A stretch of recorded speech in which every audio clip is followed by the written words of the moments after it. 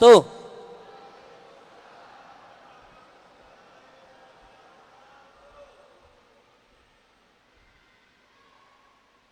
Bersama teman pergi ke surau. Mana cakepnya? Ulangi, belum kompak. Bersama teman pergi ke surau. Pergi ke suraunya pakai pedati. Apa kabar warga Berau? Semoga selalu Allah rahmati. Amin. Satu lagi ya, satu lagi. Banyak ceramah, suara saya jadi parau.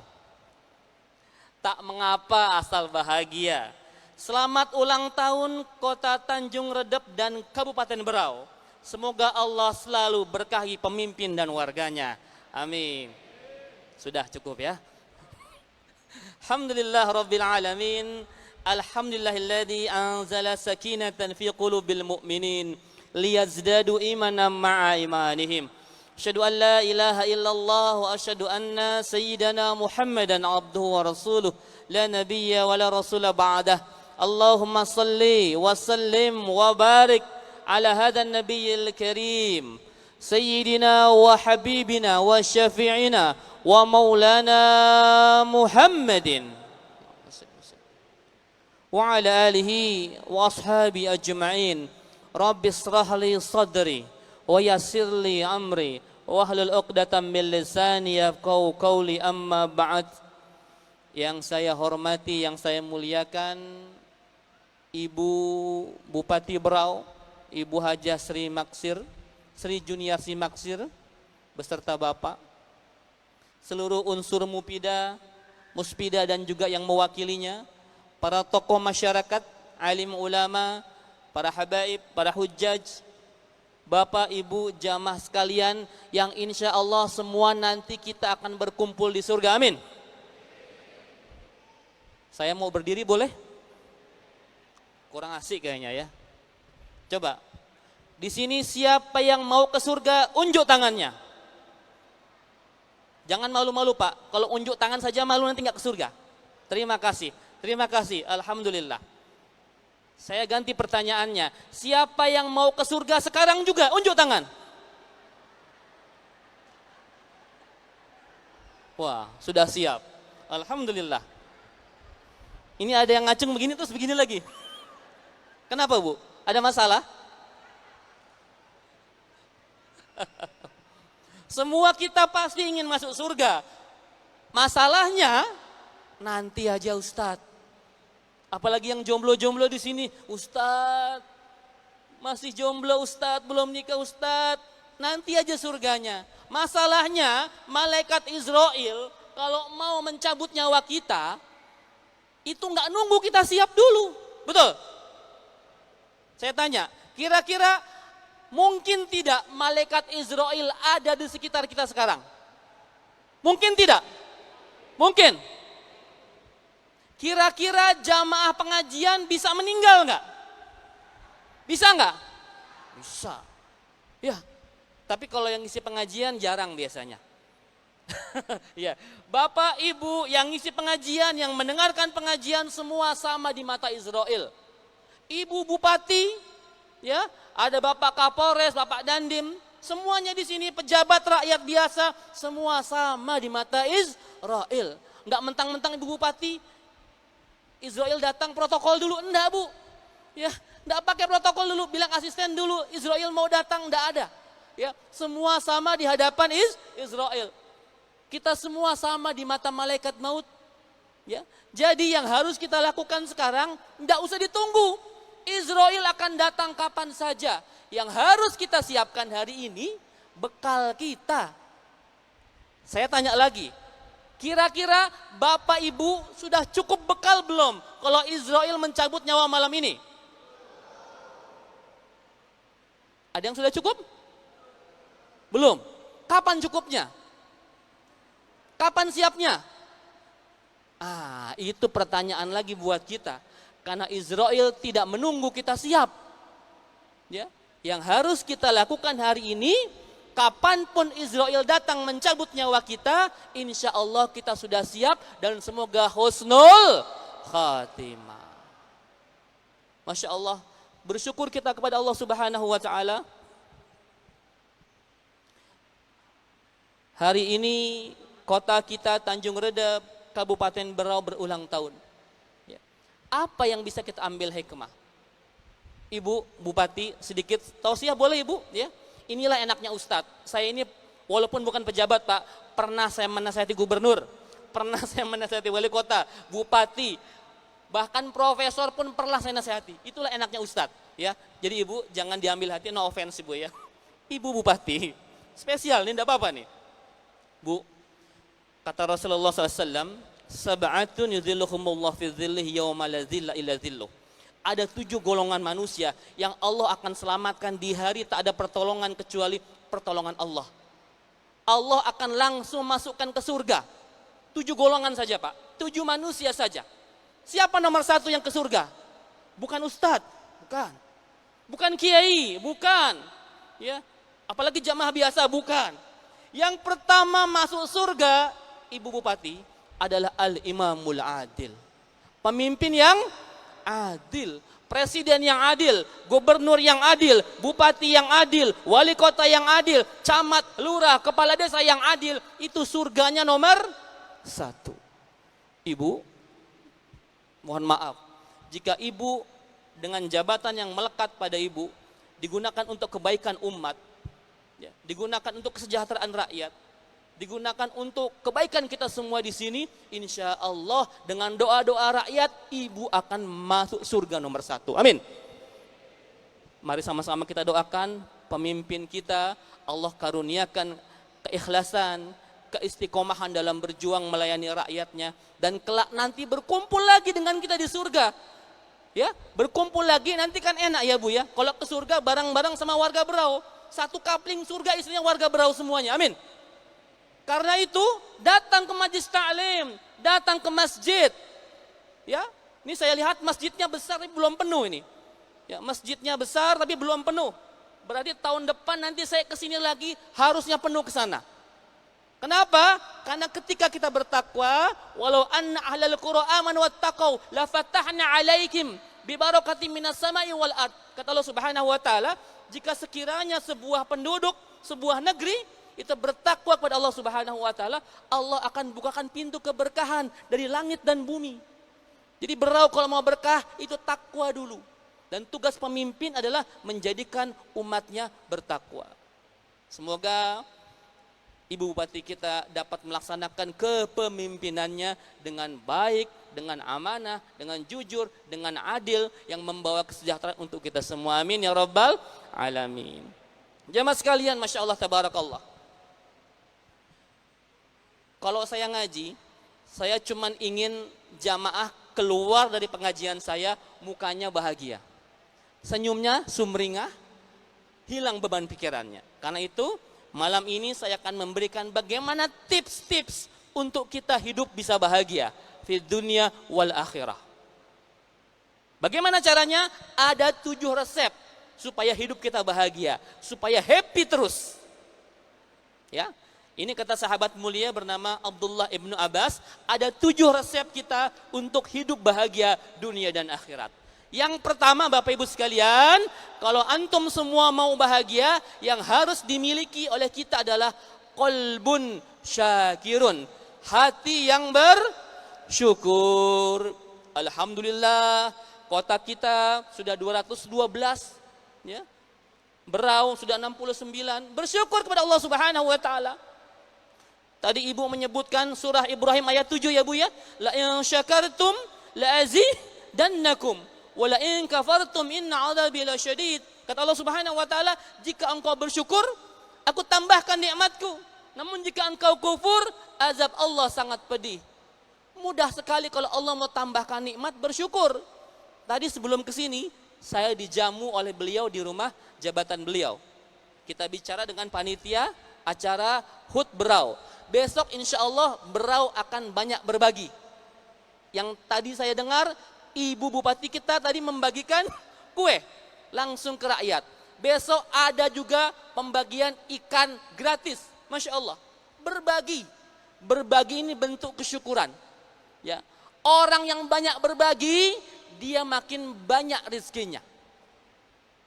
Saya ingin bertanya, ada nggak kira-kira orang yang rajin sedekah miskin? Ada nggak Pak? Orang rajin sedekah miskin ada? Bapak, Ibu sekali-sekali tanya para pengemis di pinggir jalan, gelandangan, ya, orang-orang yang ada di jalan itu ditanya, Bang, kenapa abang sekarang jadi pengemis? Kenapa abang sekarang jadi tukang minta-minta? Apakah ada yang menjawab seperti ini? Aduh Pak, dulu saya itu orang kaya Pak, tapi gara-gara kebanyakan sedekah saya miskin. Ada yang seperti itu? Ya, kalau ada laporkan ke saya, Ustadz, ini ada korban sedekah Ustadz, jatuh miskin. Kalau ada laporkan ke saya.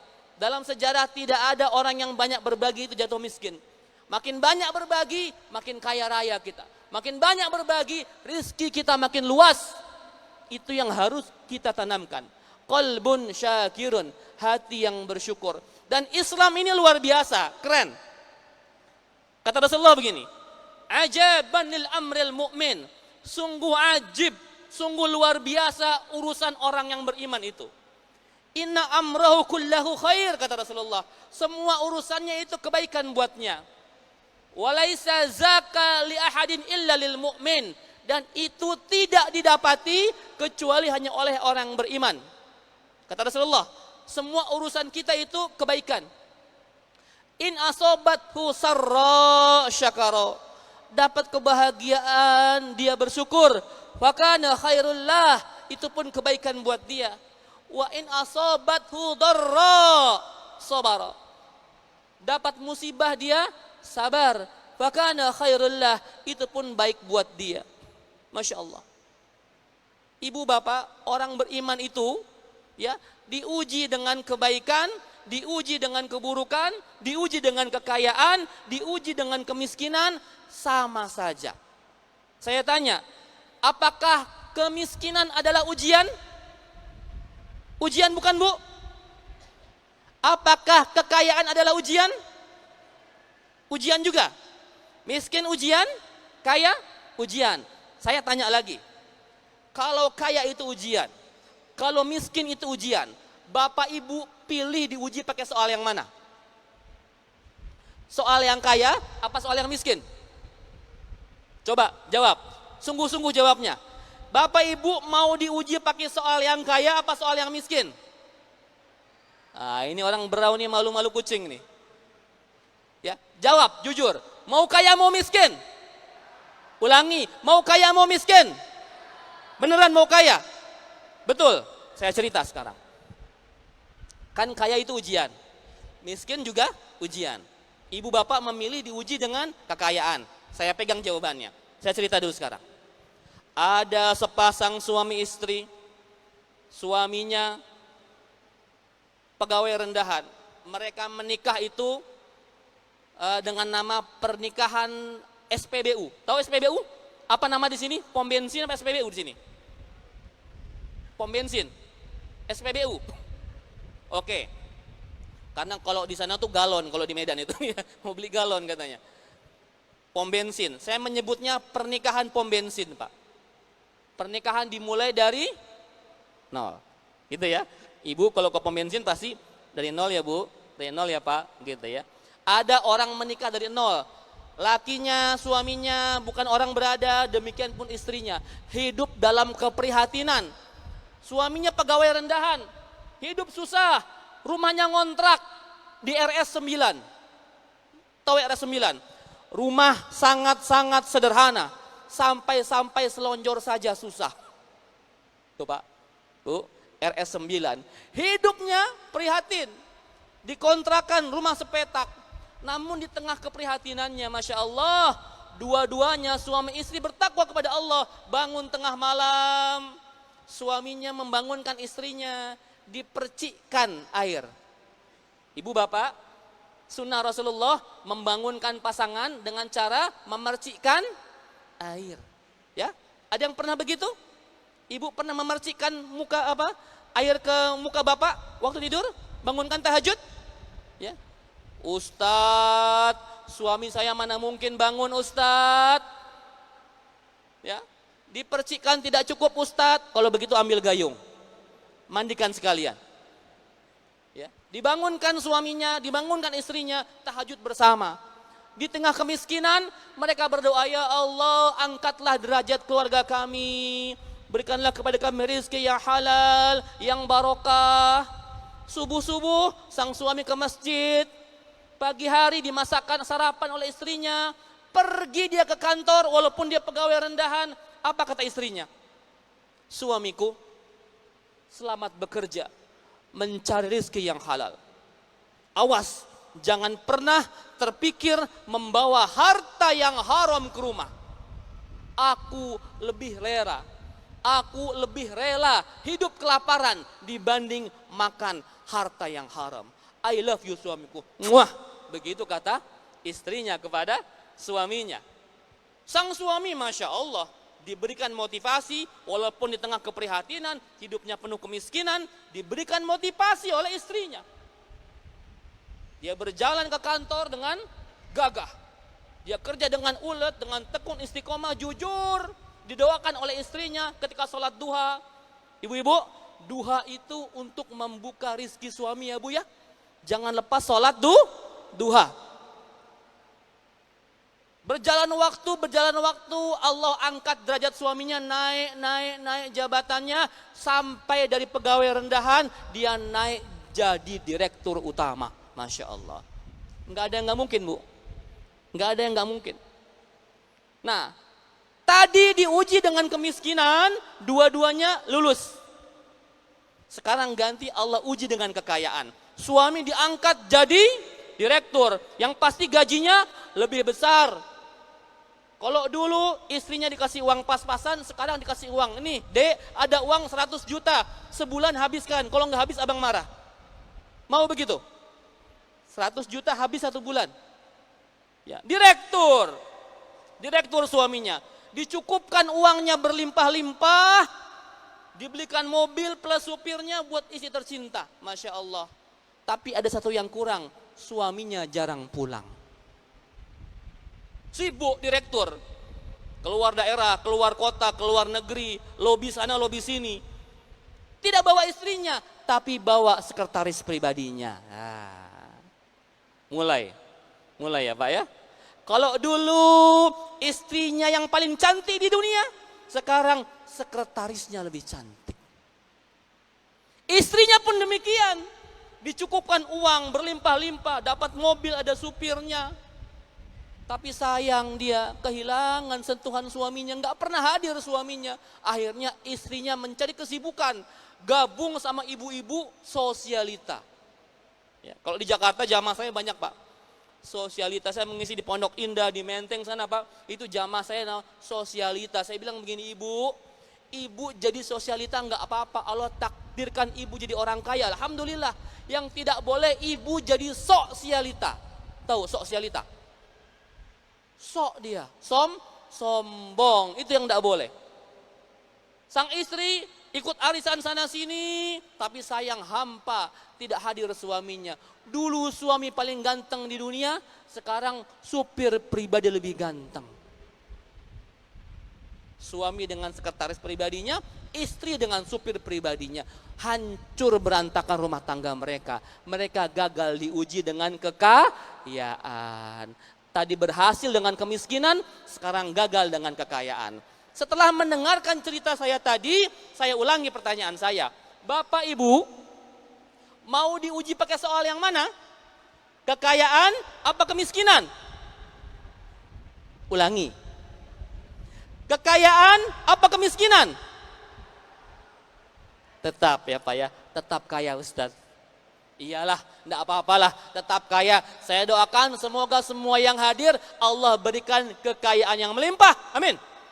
Digunakan untuk kebaikan di jalan Allah. Amin ya rabbal alamin. Ya Bu ya, Bapak sekalian, orang kaya sama, orang miskin sama, dua-duanya ujian Bu. Jangan ibu bapak ngiri, Masya Allah, kaya dia, mobilnya banyak, rumah mewah. Jangan ngiri, belum tentu bahagia. Belum tentu bahagia. Dan belum tentu juga mulia. Di hadapan Allah, inna akramakum indallahi atqakum. Yang paling mulia di mata Allah Subhanahu wa taala orang yang paling takwa, bukan yang paling kaya. Ya. Bersyukur, perbanyak bersyukur kita punya bupati, ibu insya Allah yang istiqomah, yang adil, yang jujur, bersyukur. Ya, karena di daerah saya tinggal di Bogor, Bu. Bupatinya sama-sama ibu juga. Sama-sama ibu bupatinya di Bogor, saya tinggal di Sentul Bogor, di Kabupaten Bogor, ibu bupati, tapi sayang ditangkap KPK.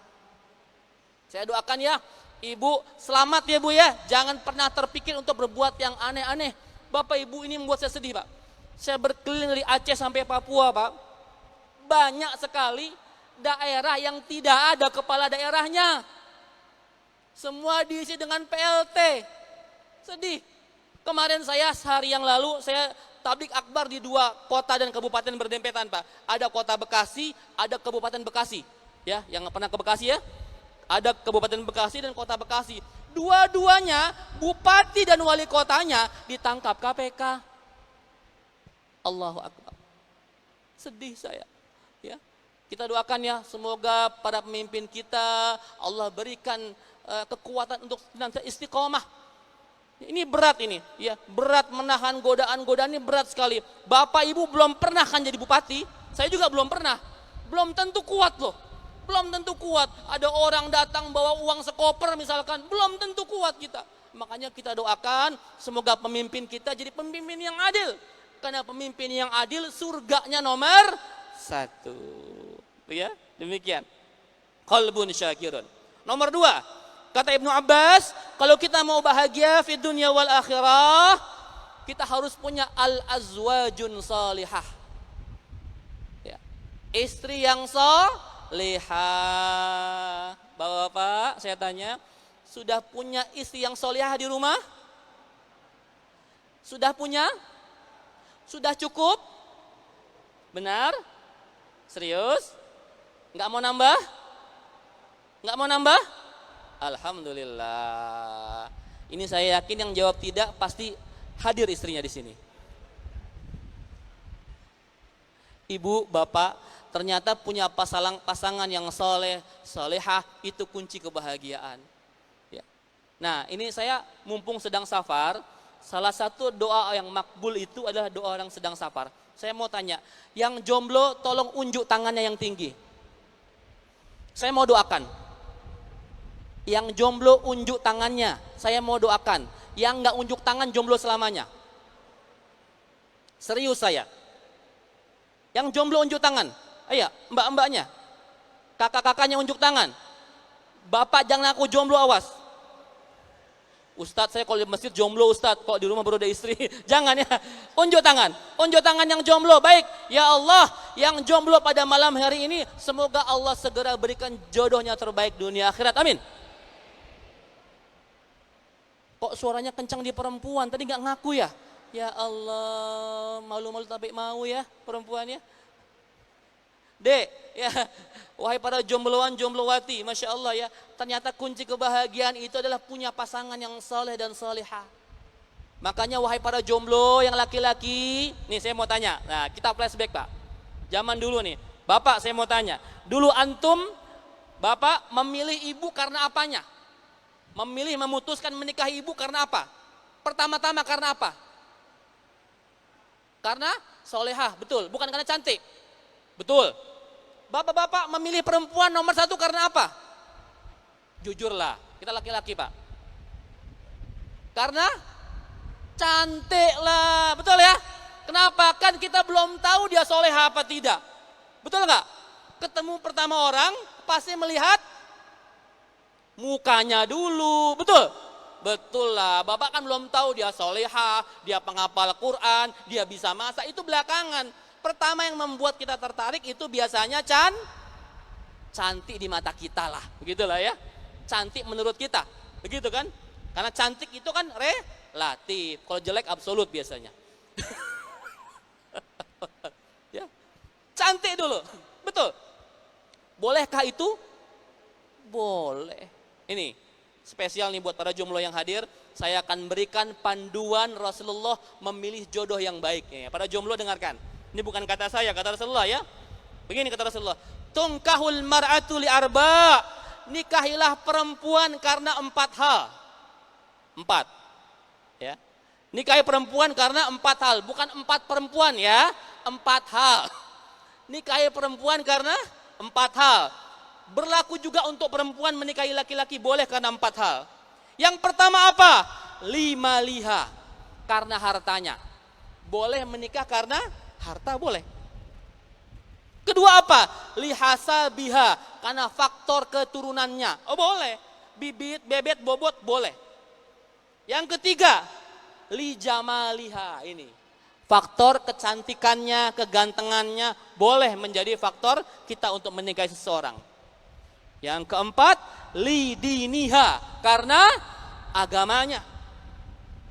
Harta, keturunan, rupa, fisik, dan agama. Di ujung hadisnya kata Rasulullah, fazfar bizatid din taribat yadak, maka pilihlah yang karena agamanya kalian pasti beruntung. Tuh. Harta boleh, keturunan boleh, fisik boleh, agama harus. Pilih yang karena agamanya. Jadi urutannya dibalik. Agama nomor 1, fisik nomor 2, keturunan nomor 3, dan harta nomor 4. Jadi perempuan boleh nanya, kamu anak siapa? Kamu anak siapa? Ditanya, bibit, bebet, bobot, boleh. Kamu sudah punya apa? Boleh ditanya. Hartanya boleh, bukan matre. Ya, perempuan bukan matre. Perempuan kan nanya setelah menikah hidupnya bagaimana? Boleh ditanya. Tapi kalau memang dia nggak punya harta, orang biasa saja, bukan keturunan seorang yang berdarah biru begitu ya, minimal dia baik agamanya. Gitu ya? Ya. Saya tanya ini sekarang buat akhwat yang jomblowati, tadi kan banyak tuh yang teriak-teriak tapi nggak ngaku ya. Saya tanya, kalau ada 2 orang melamar Anda, satu laki-laki, dia kaya raya tapi nakal. Yang kedua, dia miskin tapi soleh, pilih yang mana? Nggak ada pilihan ketiga, awas. Saya sudah tahu, biasa pilihan ketiga mereka nawar biasanya. Saya ulangi, jomblowati, ada 2 laki-laki melamar Anda. Satu dia nakal tapi kaya. Yang kedua dia soleh tapi miskin. Pilih yang mana? Soleh tapi betul? Yakin? Alhamdulillah ya, nggak usah kaya. Ya, yang penting soleh. Gitu. Kalau bisa ya Ustadz, soleh tapi kaya, ya itu mau semua orang begitu. Tapi hidup ini kan kadang-kadang harus memilih. Ya.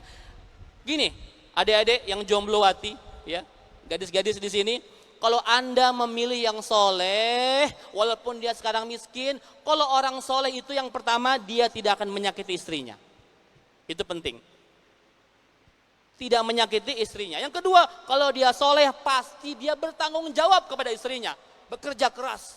Yang mungkin awal menikah dia miskin, tapi lama-lama makin miskin. Ya makin kaya lah ya, makin kaya ya gitu ya. Gitu ya.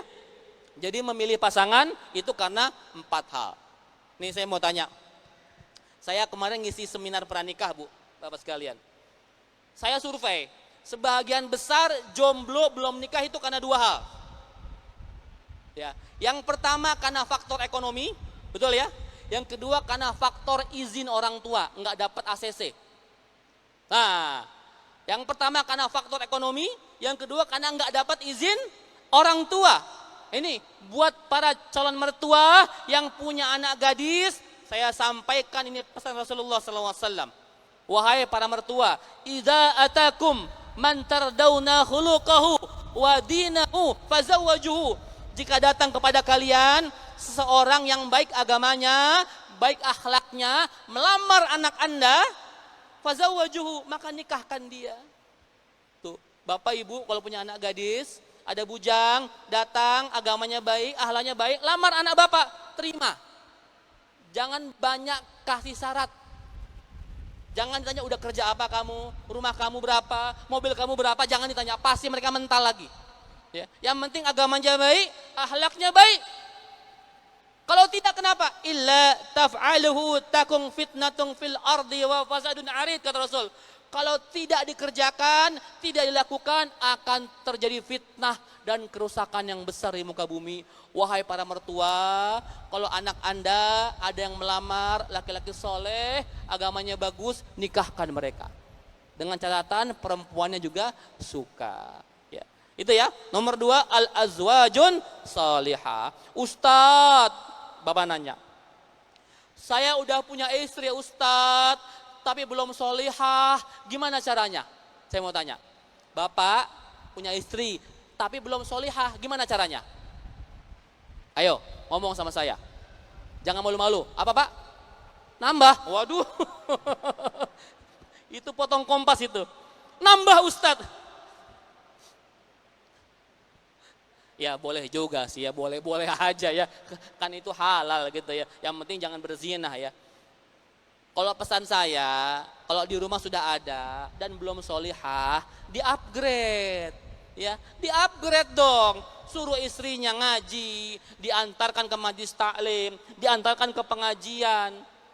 Supaya apa? Nambah ketakwaannya. Jangan langsung main, nambah aja. Kalau nambah itu, nambah syahwat itu. Ya, walaupun boleh tapi hati-hati. Kadang-kadang saya kurang suka Bu, ada orang menikah lagi tapi selalu membawa dalilnya sunnah Rasul. Hati-hati ya, jangan asal bawa kata sunnah Rasul. Hati-hati, hati-hati. Ya. Memang Rasulullah itu menikah lebih dari satu, betul. Tapi saya tanya, ketika Rasulullah menikahi Khadijah sampai beliau wafat, apakah Rasul menikah lagi? Nih, sama Khadijah menikah 25 tahun sampai Khadijah wafat. Apakah Rasul menikah selama itu? Menikah keduanya? Tidak. Rasul memilih bermonogami dengan Khadijah sampai beliau wafat. Rasul itu setia. Kalau dibilang Rasul hanya poligami itu salah. Rasul pun bermonogami dengan Khadijah sampai Khadijahnya wafat. Setelah itu baru beliau menikah lagi, tapi bukan dengan faktor cinta. Cintanya hanya kepada Khadijah dan nanti ujung kepada Aisyah. Yang lainnya itu faktor yang lain. Ada yang untuk menyatukan dua kabilah, ada untuk menyelamatkan janda perang Badar, ada yang demi turunnya sebuah hukum dalam Al-Quran tentang anak angkat. Itu Rasul menikah. Menikah kedua setelah Khadijah, Rasul menikahi siapa? Namanya Siti Sa'adah. Berapa usianya, ada yang tahu? Istri kedua beliau? Umurnya 65 tahun. Jadi kalian laki-laki semua yang mau sunnah Rasul, maka istri keduanya harus umur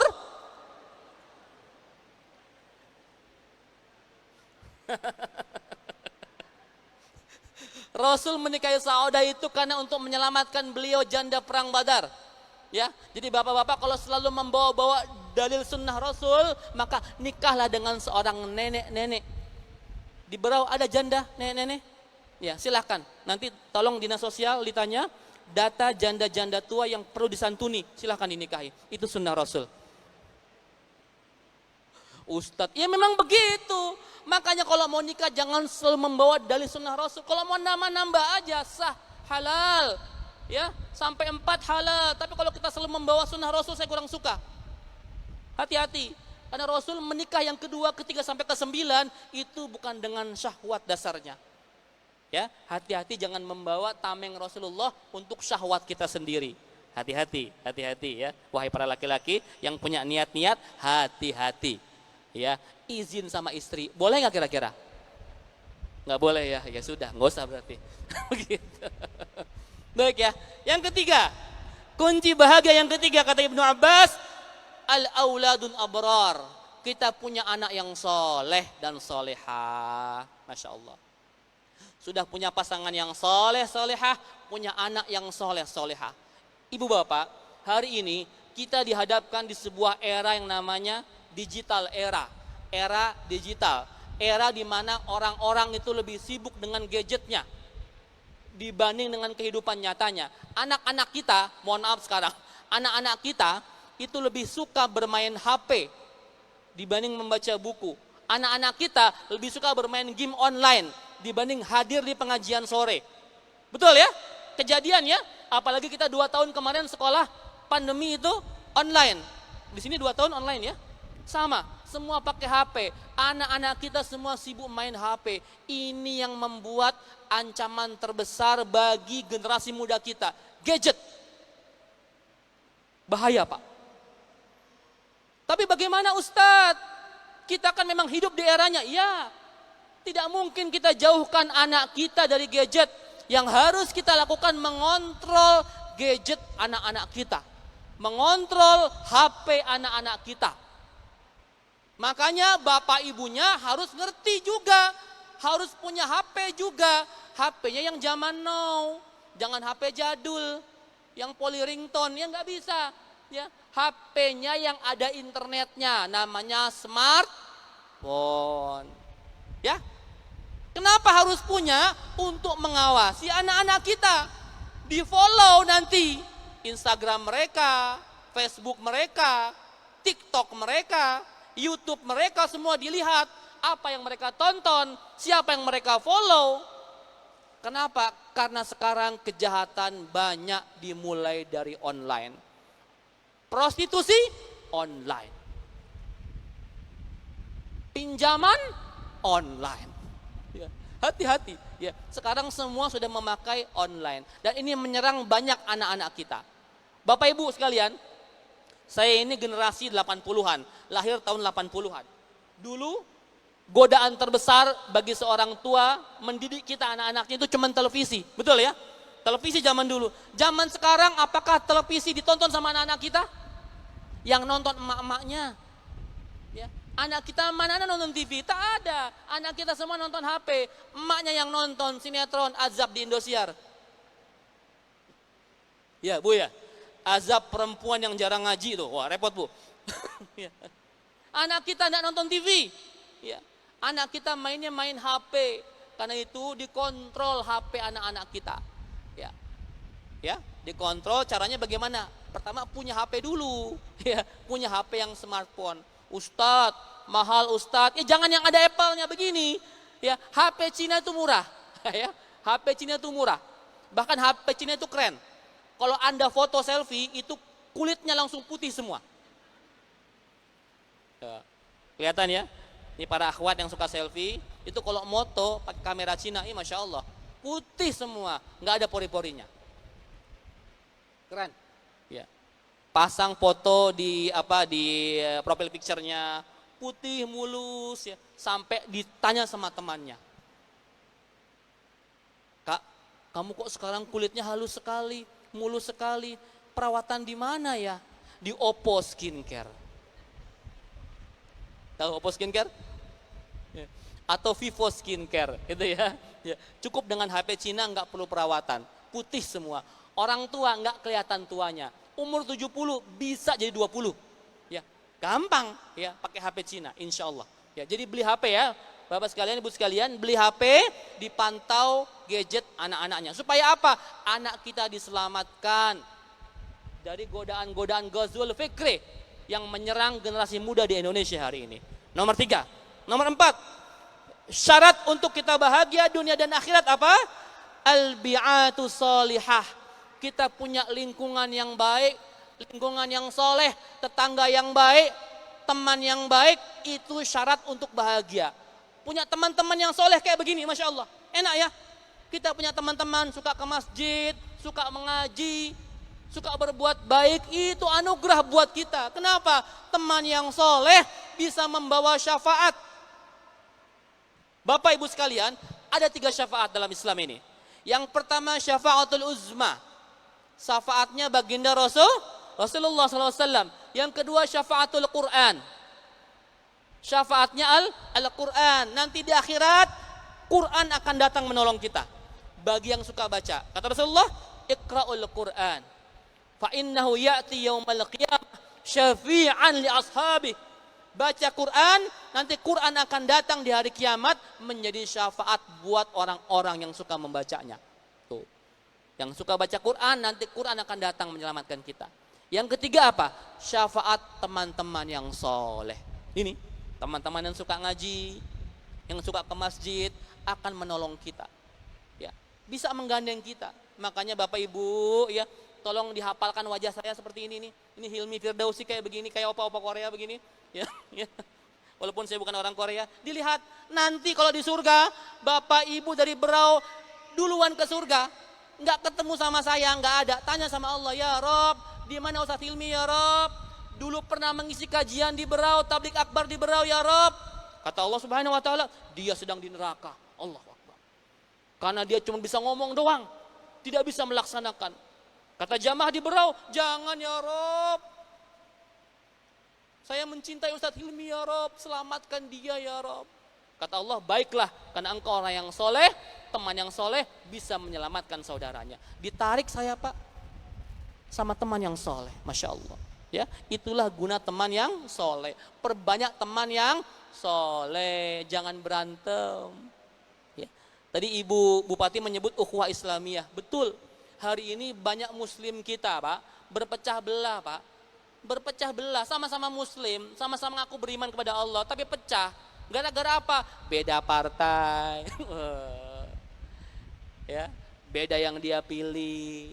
Nanti beda capres. Bisa berantem tuh. Di masjid saja ada yang berantem loh Pak. Di masjid. Ada nggak yang berantem? Ada. Ada yang mau kunut, ada yang nggak kunut, berantem. Ada yang maulid, ada yang nggak maulid, berantem. Ada yang tahlil, ada yang enggak, berantem. Wah, orang Islam di masjid masih berantem. Gimana yang di luar masjid sana? Di dalamnya saja masih berantem. Ya, jangan, Bapak sekalian. Jangan gara-gara perbedaan masalah furu'iyah Pak ya. Itu kan furu'iyah ya. Kunut, enggak kunut, sebagai itu furu'iyah. Jangan membuat kita terpecah belah. Karena kalau umat Islam terpecah belah Pak, yang tepuk tangan orang-orang di luar sana. Tuh, lihat umat Islam, nggak perlu dihancurkan, hancur sendiri, berantem sendiri kita. Jangan ya, nanti mau musim-musim pemilu nih, hati-hati nih. Jangan berantem, jangan berantem. Ya. Kemarin saya mendengar Pak, di Berau juga katanya, ada orang pas pilpres, suaminya sama istrinya beda pilihan, cerai, ya Allah. Ya, suami sama istri beda pilihan. Dulu kan cuma dua pasangannya, satu sama dua. Kebayang ya, misalkan ini contoh ya, suaminya milih satu, istrinya milih dua. Setiap melihat memandang wajah istrinya, terpampang wajah paslon saingannya, nggak jadi dia. Ya Allah, malah takut dia. Ya, jangan sampai beda pilihan sampai bercerai ya. Ya, perbedaan itu suatu hal yang wajar. Indonesia dibangun karena perbedaan Pak. Ini kita berbeda Pak. Bedanya banyak, bukan satu, bukan dua. Bedanya ribuan. Akhirnya para founding father kita membuat sebuah slogan, sebuah moto, Bhinneka Tunggal Ika. Kita ini beda-beda semua Pak. Saya dengar kemarin di Berau ini mayoritas kebanyakan suku Bugis ya Pak, dan Jawa, betul? Ya. Dan mungkin ditanya sama di Disduk Capil ya, sebagian besar ini sukunya mana nih? Ya suku Bugis, suku Jawa, suku Sunda, silahkan. Kita ini berbeda-beda Pak, itu sunnatullah Pak. Perbedaan jangan sampai memecah belah kita. Kita ini pun lahir karena berbeda orang tua kita Pak. Kebayangkan kalau orang tua kita sama Pak, yang nggak ada bapak, nggak ada ibu. Ya. Walaupun hari ini dunia makin terbalik Pak. Ada pasangan LGBT, dua-duanya cowok, itu bisa punya anak. Pakai program bayi tabung, dia sewa rahim orang lain. Naudzubillah summa naudzubillah. Sudah gila Pak. Ya, kalau akhir zaman ini sudah gila. Makanya hati-hati, jaga lindungi anak-anak kita Pak. Ini akhir zaman makin gak beres nih. Sekarang ada usaha-usaha untuk melegalkan LGBT. Ada usaha-usaha untuk melegalkan pernikahan beda agama. Hati-hati Pak, dijaga anak-anak kita, masukkan mereka ke pondok pesantren, ke sekolah Islam, ke majlis ta'lim, ke pengajian. Karena makin hari, makin ke ujung-ujung zaman Pak, ini dunia makin gila. Ya. Itu nomor 4. Nomor 5, saya percepat. Kunci kebahagiaan nomor 5 itu al-malul halal. Kita punya harta yang halal Pak. Itu kunci bahagia Pak. Tanpa harta yang halal kita nggak bahagia. Harta itu dua ditanyanya. Yang pertama, dari mana engkau dapatkan? Yang kedua, kemana engkau belanjakan? Wahai para orang kaya, hati-hati. Hisab Anda panjang. Rasulullah pernah berdoa, ya Allah, jadikanlah aku orang miskin ya Allah. Matikan aku menjadi orang miskin ya Allah. Bangkitkan aku nanti bersama orang miskin. Rasulullah pengen miskin Pak. Kenapa? Tahu beliau, orang miskin hisapnya pendek, cepat. Tapi doa ini saya dengar Pak, jarang orang yang mempraktekkan. Ya, ada imam gini, ya Allah, jadikan kami orang miskin ya Allah. Nggak ada yang amin nanti. Nggak ada yang amin biasanya.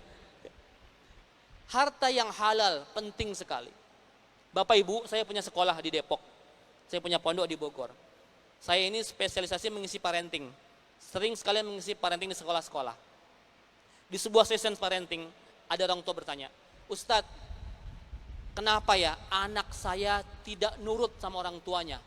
Padahal dia sekolah di sekolah Islam terpadu. Full day school, pagi pulang sore. Setelah itu pun dia masih mengaji di masjidnya.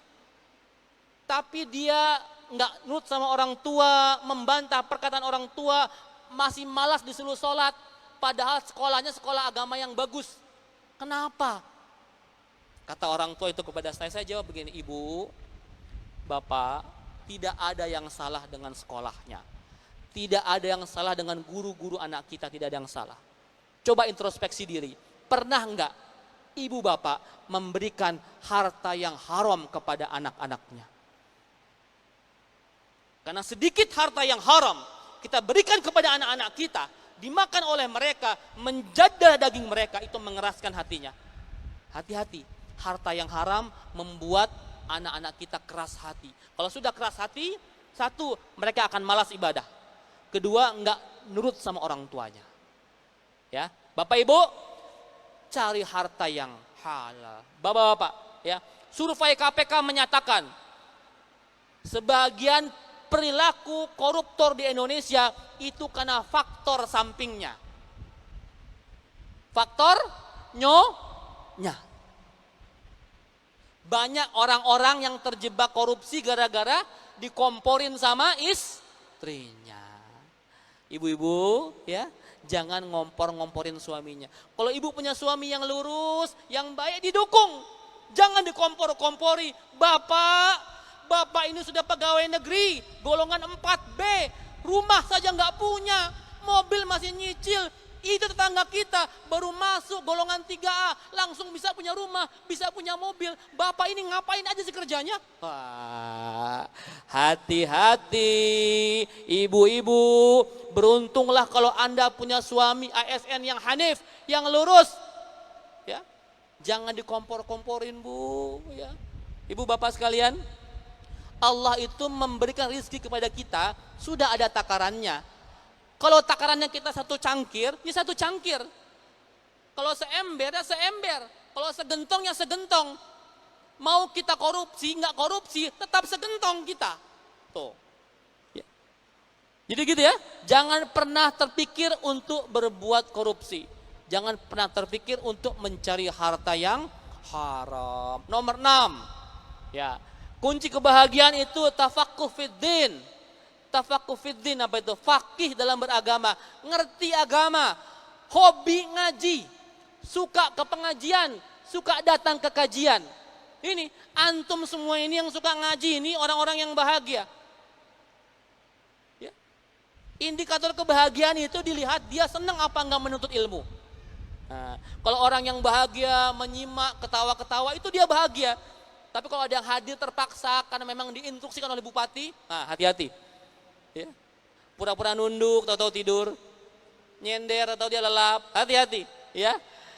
Ciri kebahagiaan itu adalah orang yang gemar mengaji, orang yang suka menuntut ilmu. Ya, insya Allah ya ini semua gemar mengaji ya, suka mengaji semuanya. Ini ciri kebahagiaan. Ya, memang berat Pak. Ngaji itu beda kayak nonton konser. Ini besok kita konser ya. Di poster saya ada cakrakan sama artis dangdut sopo. Siapa namanya? Tidak kenal saya. Pokoknya artis dangdut lah ya. Ada cakra, ada artis dangdut. Kita lihat banyakan mana yang hadir antara jamaah pengajian sama jamaah konser besok. Langsung ngomong konser. Ya Allah. Ya, kenapa ya? Ya memang begitu Pak, itu sunatullah.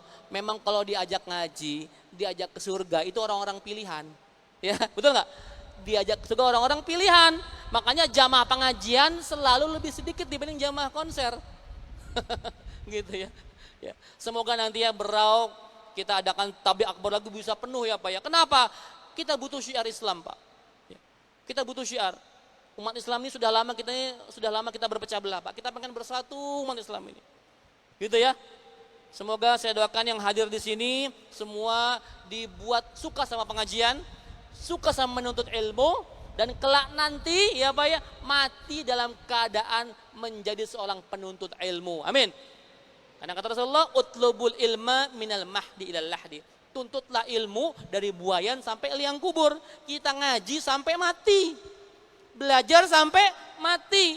Saya pun sampai sekarang masih ngaji, masih belajar tiap hari.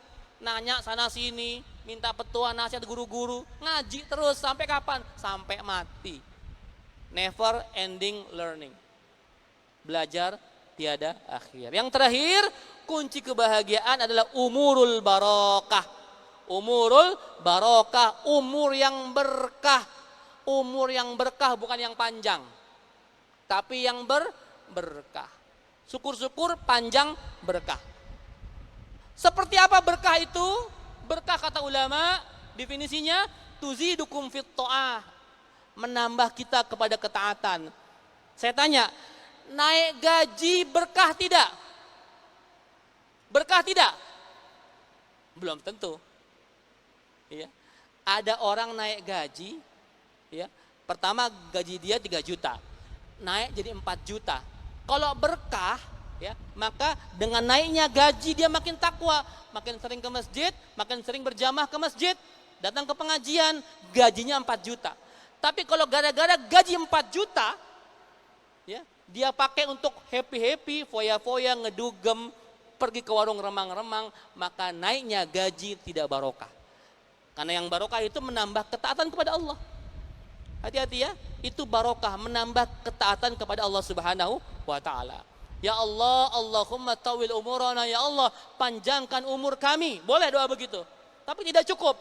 Ditambahkan fi ta'atillah. Panjangkan umur kami dalam ketaatan kepada Engkau ya Allah. Karena umur panjang tidak cukup.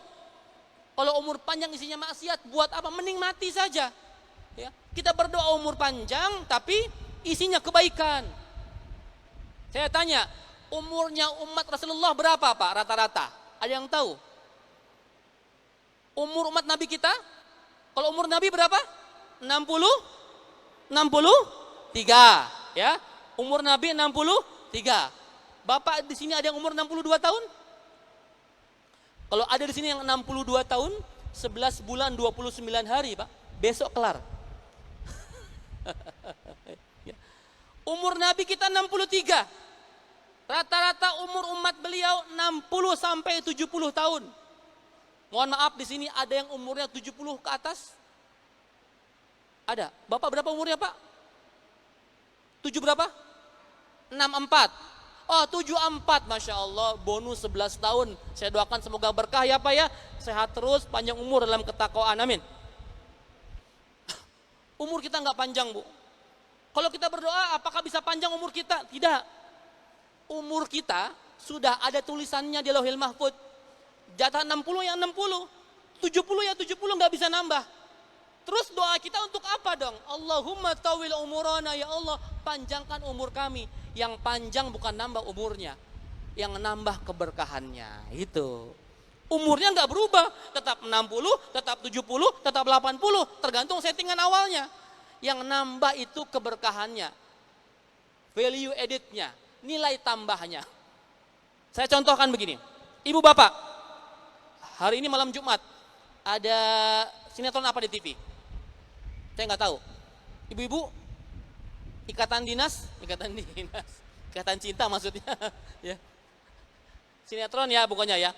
Ibu-ibu di masjid ini dari jam 7 sampai jam 10 misalkan, 3 jam di masjid ini. Dengan ibu-ibu yang di rumah 3 jam nonton sinetron, kira-kira berkah mana umurnya? Di sini 3 jam di masjid pengajian, di sana 3 jam di rumah nonton televisi. Berkah mana? Sama-sama 3 jam. Ya. Sama-sama 3 jam umur kita, 3 jam kita lalui di masjid, ikut pengajian, yang di sana 3 jam nonton televisi, ada yang main gaple, main remi, dan sebagainya. Ini namanya barokah. Umurnya sama-sama 3 jam, tapi nilai keberkahannya berbeda. Kita berdoa semoga umur kita diisi dengan ketaatan, dengan keberkahan, dan kelak nanti di ujung hidup kita bisa meninggal dengan husnul khatimah. Amin ya rabbal alamin. Demikian tausiah dari saya. Saya doakan semoga kota Tanjung Redep, Kabupaten Berau, Allah berikan keberkahan, Allah taburkan rahmat, Allah jaga para pemimpinnya, Allah berkahi warganya, Allah satukan warganya. Insya Allah ukhuwah kita makin kuat, dan Tanjung Redep, Berau insya Allah akan menjadi baldatun tayyibatun wa rabbun ghafur. Amin ya rabbal alamin. Subhanaka Allahumma wa bihamdika asyhadu an la ilaha illa anta astaghfiruka wa atubu ilaik. Assalamualaikum warahmatullahi wabarakatuh.